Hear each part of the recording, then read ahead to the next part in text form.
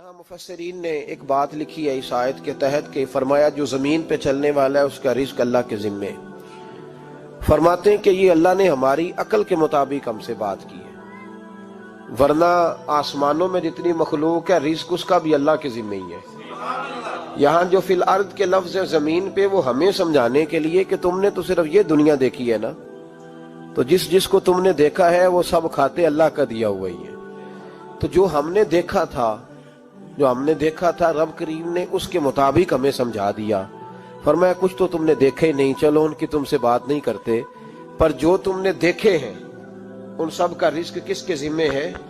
अल्लाह के। मेरे महबूब करीम अलैहिस्सलातु सलाम ने फरमाया अल्लाह पे भरोसा रख के सवेरे निकल जाना रिस्क की तलाश में। किस पे भरोसा रखना है? निकलना तुम्हारे जिम्मे है। ये ना कहना कि घर बैठूंगा तो यही आएगा, निकलना तुम्हारी जिम्मेदारी है। जितनी जिम्मेदारी है वो पूरी करना। अल्लाह पे भरोसा करके निकल जाना तुम्हारी जिम्मेदारी है। रब का जिम्मा है तुम्हें रिस्क देना, वो जरूर तुम्हें रिस्क पहुंचाएगा। तो या रसूल अल्लाह सल्लल्लाहु अलैहि वसल्लम किस तरह पहुंचेगा? तो जरा हुजूर के लफ्जों का हुस्न भी देखिए। नबी पाक सल्लल्लाहु अलैहि वसल्लम ने फरमाया जिस तरह मौत तुम्हें ढूंढ लेती है ना कि तुम कहां मौजूद हो, जब वक्त आता है तो इंसान पाकिस्तान में हो तब भी आ जाता है, जद्दा में हो तब भी आ जाता है, मक्का में हो या मदीना तैयबा में वक्त फिर भी आ जाता है। फरमाया जिस तरह मौत तुम जहां भी हो तुम तक पहुंच जाती है ना, इस तरह तुम्हारा रिस्क भी तुम जहां मौजूद होते हो अल्लाह वहां पहुंचा देता है। तो या रसूल अल्लाह सल्लल्लाहु अलैहि वसल्लम किस अंदाज में? तो फरमाया निकल जाना तुम्हारी जिम्मेदारी है। फरमाया सवेरे परिंदे भी निकल जाते हैं और शाम को जब लौटते हैं तो अल्लाह उन्हें पेट भर के रोजी अता फरमाता है।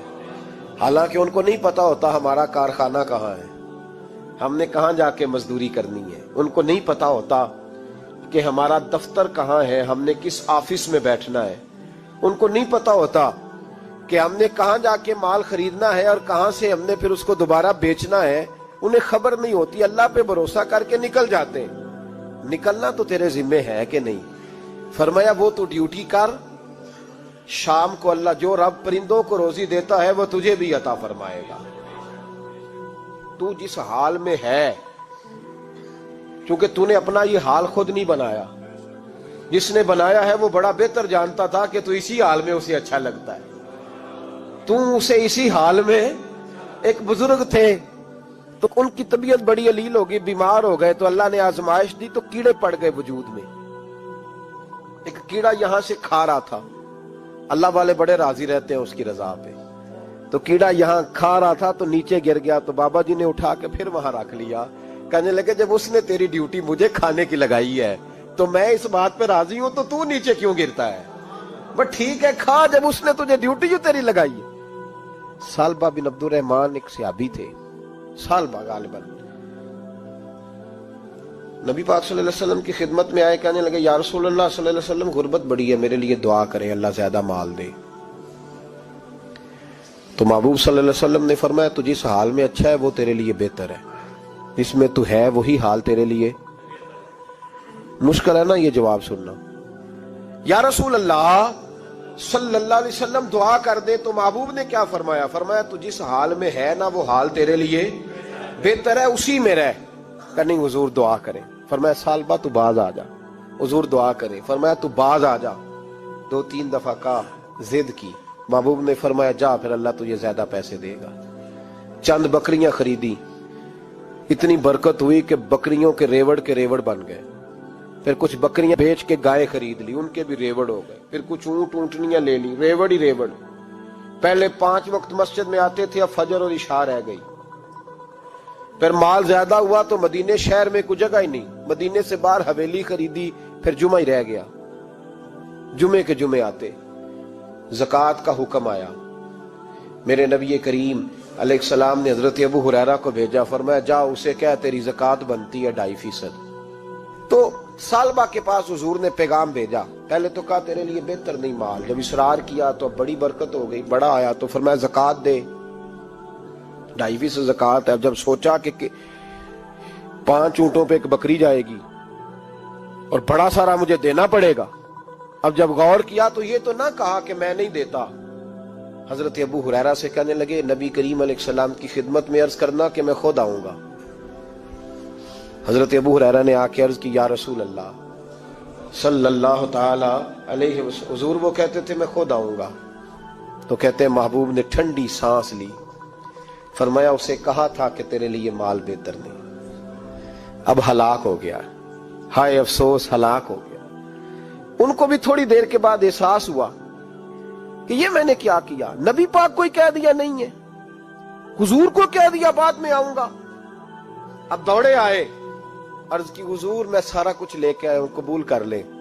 محبوب نے فرمایا گویا بلال حبشی کی خشک کھجور بھی قبول ہے، اور صہیب رومی ایک اٹی بان کی لائے تو وہ بھی قبول ہے، اور عمار بن یاسر اور مصعب بن عمیر اگر 2 دینار دے جائیں اور کوئی پرانا جوڑا کسی سپاہی کے لیے چھوڑ جائے تو وہ بھی قبول ہے، لیکن تو اپنا لاکھوں لے کے چلا جا، تیرا کوئی نہیں قبول، معاف کر دیں۔ فرمایا جا معاف کیا، پر پیسے لے کے نہ آنا۔ اگلے سال پھر آئے، بندے ہوئے ہاتھ ہے، محبوبہ میں دولت کا کیا کروں گا، آگ لگانی ہے، قبول کر لیں۔ فرمایا تو لے جا، تیرا نہیں قبول، گرا جو ان کی نگاہ سے وہ سنبھل نہیں سکتا۔ حضور نے وصال ظاہری کیا تو جناب صدیق اکبر کے پاس آئے، لاکھوں کا مال، ابو بکر قبول کر لو۔ تو جناب صدیق اکبر کہنے لگے اس کا کر لوں جس کا نبی نے نہیں کیا، چل جا، کوئی نہیں چاہیے۔ حضرت عمر کے زمانے میں قحط پڑ گیا، بارشیں نہیں ہوتی، غلہ نہیں ملتا، حالات خراب ہیں، مالی طور پہ بحران آ گیا، غربتیں، مجبوریاں، تکلیفیں، آ کے روئے، عمر میرا قبول کر لو، مجھے معافی تو مل گئی تھی نا۔ فرمایا معافی اپنی جگہ پہ، پر جس کا مصطفیٰ نے قبول نہیں کیا۔ بہت سارے لوگوں کو پتہ ہی نہیں کہ ان کا قبول ہی نہیں ہوا، اور وہ الجھے ہوئے، انہیں خبر ہی نہیں کہ اصل بات کیا ہے۔ فرمایا جس کا مصطفیٰ کریم نے قبول نہیں کیا، اب ہیرے اور جواہرات بھی لے کے آئے تو بھوکے مریں گے، پر اس کا قبول، اس بات پہ راضی رہو اس حال میں اللہ نے رکھا ہوا ہے، اس حال میں راضی رہو۔ یہ جو مصیبت ہے نا دیکھنی کہ وہ بھی میرے پاس، تمہیں کیا پتا، کبھی پوچھ تو صحیح اس سے وہ کس مصیبت کا شکار ہے، جو مالی طور پہ بڑا امیر ہے، تو اس کی طرف دیکھ کے اپنا دل برا کرتا ہے؟ بس جس حال میں رب نے رکھا ہے اس حال میں رہ۔ حضرت عثمان غنی کے زمانے میں تو وہ وصال کر گئے، لیکن بھائی تو جس حال میں تیرا رب تجھے رکھتا ہے اس حال میں رہ، تیری مالی پریشانیاں ختم ہو جائیں گی۔ امام شافعی فرماتے ہیں جن گھروں میں لوگ فجر کی نماز کے وقت سوئے ہوتے ہیں ان گھروں میں رزق نہیں آتا۔ آپ فرماتے ہیں فجر کا وقت اللہ کے دینے کا وقت ہے، اس وقت اللہ بانٹتا ہے۔ حضور صلی اللہ علیہ وسلم کا فرمان ہے نا حدیث میں کہ تہجد کے وقت اللہ پہلے آسمان پہ نزول جلال فرماتا ہے جو اس کی شان کے لائق ہے تہجد کے وقت، اور وہ کہتا ہے مانگو میں تمہیں عطا کروں گا۔ لینے کی باری آئے تو بندہ سمیٹ سماٹ کے اندر گھس جائے۔ ہمارے ہاں یہ ہوتا ہے کہ عشاء کے بعد بچے بیٹھتے ہیں موبائل لے کے، تہجد کا وقت آتا ہے تو ان کی آنکھیں بند ہونی شروع ہوتی ہیں، تو لینے کے وقت تو سویا تھا، تیرا مسئلہ کیسے حل ہوگا؟ بھائی جب کوئی آدمی خیرات بانٹ رہا ہو تو جو پیالہ پیچھے کر لے اسے ملے گا؟ کہتے اس وقت آنا جب میں بانٹ رہا تھا، اب تو کدھر آ گیا ہے؟ مثال دے رہا ہوں۔ تو فجر کا وقت مانگنے کا ہے، تو ساری رات تو گزر گئی گیمیں کھیلتے، ٹی وی دیکھتے، اور جو لینے کا وقت تھا تو سو گیا، تو کیسے آئے گا تیرے پاس؟ تو اٹھے سویرے، بندوں سے مانگ کے دیکھ لیا، بڑی عزتیں خراب ہوئی، فجر کا وقت اٹھ کے جھولی پھیلائے۔ میرے رسول پاک علیہ السلام فرماتے ہیں، رب فرماتے ہیں جب بندے میرے آگے جھولی پھیلاتے ہیں مجھے شرم آتی ہے، کیسے خالی واپس کر دوں؟ تو اس کے سامنے جھولی پھیلائیں سویرے اٹھ کے، رزق میں برکت ہوگی۔ اور پھر ایک اور بات، 5ویں بات، رزق میں تنگی اس وقت ہوتی ہے جب ہم مال غلط جگہ پہ خرچ کرتے ہیں۔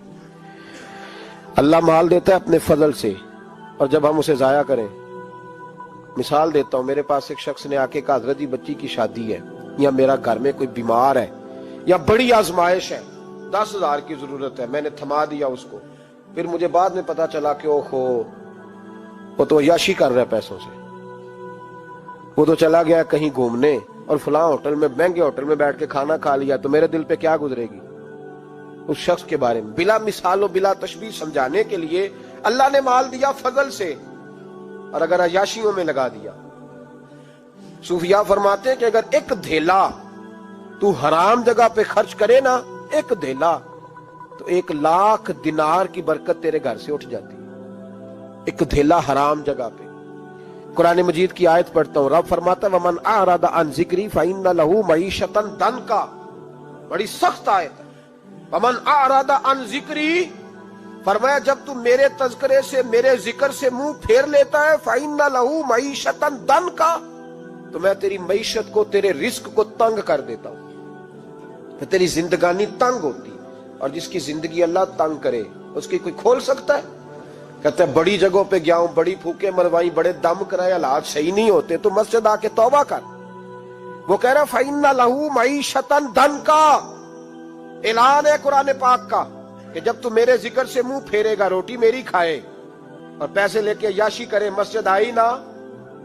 حکم تو یہ ہے کہ جتنی جتنی نعمت بڑھتی جائے سجدے بڑھنے چاہیے، لیکن ہم لوگ سجدے کم کرتے جاتے ہیں، فرض نماز بھی نہیں پڑھتے، پھر رزق تنگ ہوتا ہے، پھر اللہ کے عدل کا نظام چلتا ہے، پھر خرابی ہوتی۔